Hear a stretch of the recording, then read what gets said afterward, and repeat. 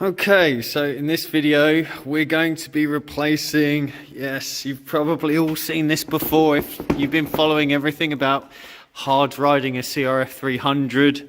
We have a new rear fender mudguard, and basically this is the bit that the toolbox mounts onto, and if you look at the profile of the extremely thin, horrible shit plastic, it sticks out way further than the rest and is prone to damage. You can see here on my bike that it's completely hanging off, and what was happening was all these things were dangling down near the chain when it snapped.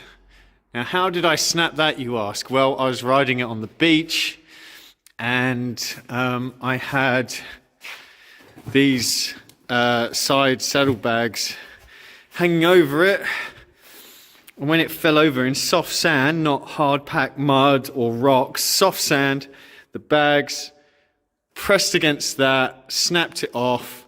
This hang down, all the wires were hanging down.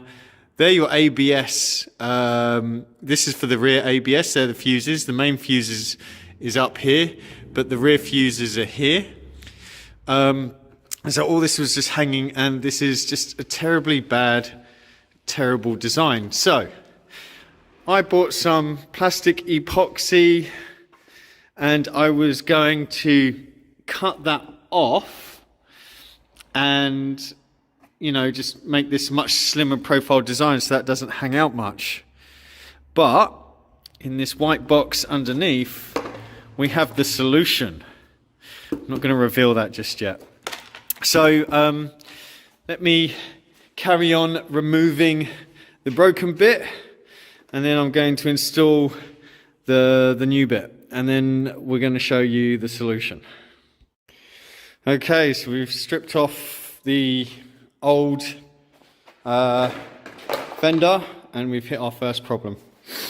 This thing here, which the broken one just peeled off because it's broken, this is your helmet locker, and on the back of those bolts are doled.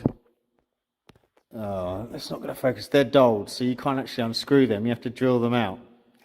And if you drill them out and replace the bolts with ones that you can screw, then it really doesn't serve its purpose as a security lock. I think this thing's just waiting to get caught onto something, and then it's going to rip up the subframe anyway. So I'm just going to cut it off down there. But the reason why I'm cutting it off is because this lock is too big for this hole to slot over in order to replace this mudguard. So I've got the hacksaw out, and we're going to cut this off.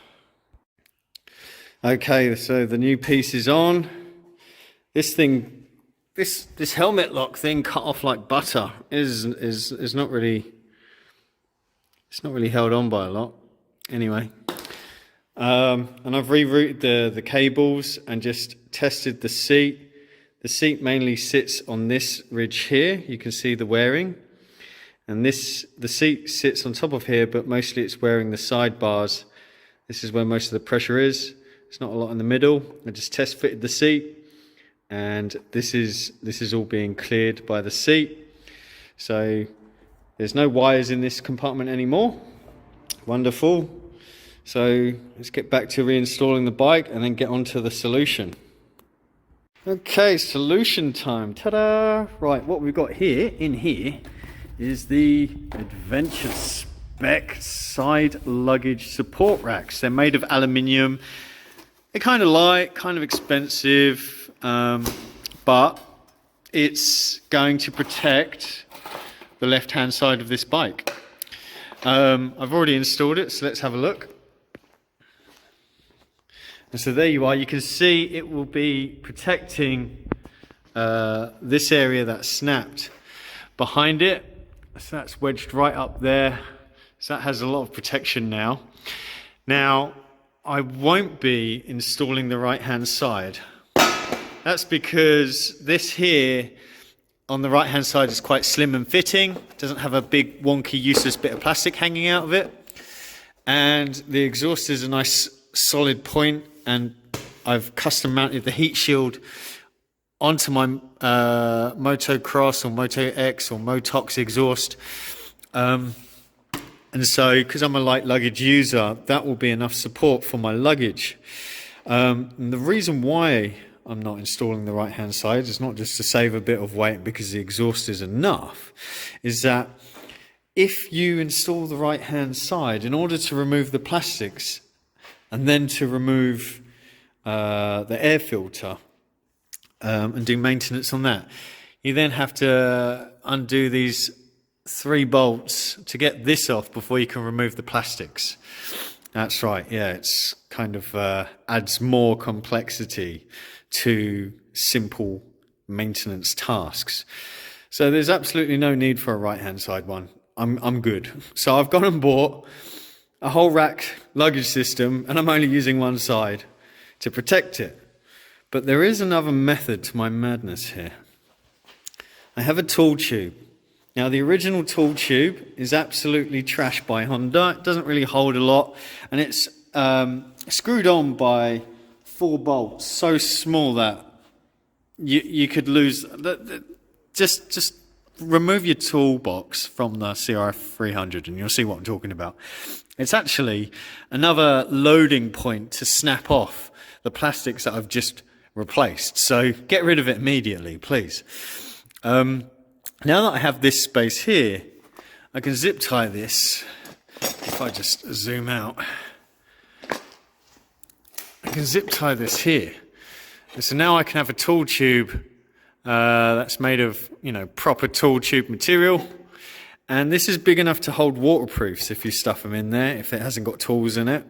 So if you're just going into the city and you're not sure if it's going to rain, you can just stick your waterproofs in there.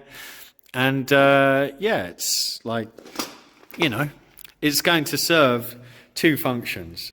One other thing I should note about the Adventure Spec side luggage is that it does not work with the B&B Bash rear rack unless you shave off the B&B rear rack aluminium slightly on the inner. So you can see in here the plate for the Adventure Spec sits in between the B&B rear rack.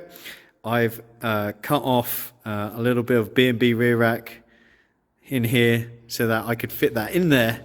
It's a tight fit as it is, so I had to cut some off. I did that by hand with a hacksaw because I'm a legend, but this is just alloy as well, so it wasn't too hard to cut either.